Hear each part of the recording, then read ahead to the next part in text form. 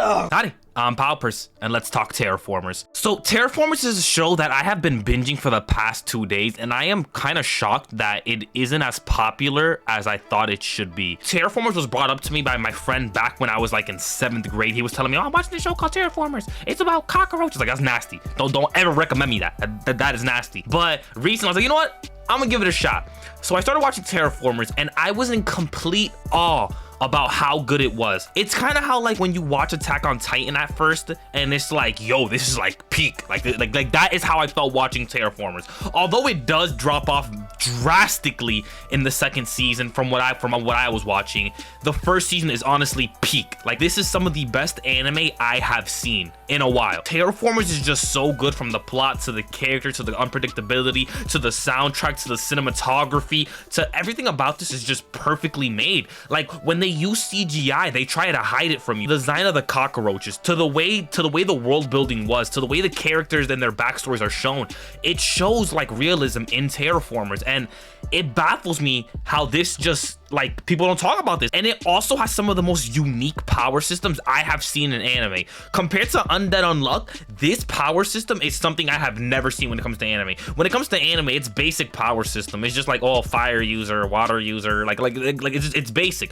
But when it comes to Terra Formars, they put effort into what they do. And you may think a character is OP. You may think that, oh yeah, having that power is OP, but then you see them get like, you know, like destroyed. And that's what I love about Terra Formars, how unpredictable it is. It's just the vibe of the show. Like, you feel like things are truly at stake when you're watching Terra Formars. Like, you're always at the edge of your seat. Like, the first 2 episodes are honestly like the only downtime in the entire show. So basically, the story follows Akari, a boy who's basically broke and is trying to raise enough money in ring fights to help his friend in need, who was diagnosed with this strange disease that no doctor can fix. And then he's approached by these 2 people, Michelle and Komachi, who basically are telling him the only way for like her to be fixed is for you to go to Mars and find a cure with us, because this disease is like so deadly that they have to go to Mars and get live samples of it, because them doing it here on Earth, they just can't find a cure for it. So it follows his story and him going to Mars, and when they find out that these humanoid cockroaches are there,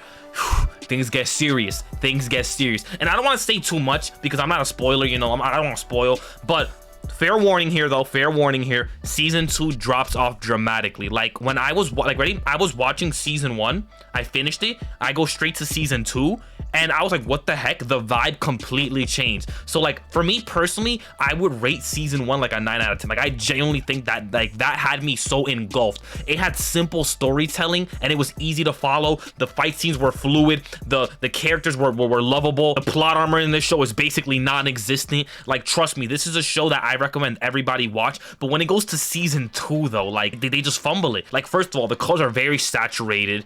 There's too much humor. Nothing feels at stake anymore. It just feels as if like, oh, we're getting beat up, let's just wait for something like oh, the MC to come or for the captain to come to save us. Like, that's how it feels like. In the first season, it didn't feel that way. It felt like everybody's life is truly at stake. Like, main characters, you're looking at them, you're like, yo, like is he gonna die here? Is she gonna die here? Like, that's how it feels watching this entire show. It's like watching Attack on Titan. Like, you don't know whether people are gonna live or die, because that's how good like the writing was. And then the atmosphere built around the show was just so good, from the design of the cockroaches to the power system in the humans to the backstories for you loving characters that only got maybe 6 minutes of screen time. It is amazing, and I recommend this. But remember this, season 2 drops the ball. It is okay.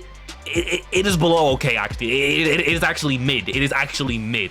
But I just wanted to tell you guys this because honestly, this show is so good, and I wanted to share it with you guys. I'm probably gonna watch it in my Discord with my subscribers. So if you want to join that, you can, like, you know, throw my Discord down below. You can probably watch it with us. But anyway, video's over. Hopefully I was able to give you guys a new show to watch, but it feels like anime has been getting really repetitive lately. But when it comes to this show, I highly recommend it. It came out in 2014, but the animation is for season 1, that is. But anyway, if you guys have watched this or plan on watching this, down in the comments, let me know right now. Let me know if you're gonna watch it. You plan on watching it? Just let me know, because like I need somebody to talk to about this with. I just need somebody. But anyway, video's over. Hope you guys enjoyed. And like I always say, I am just a weeb. What do I know? Deuce.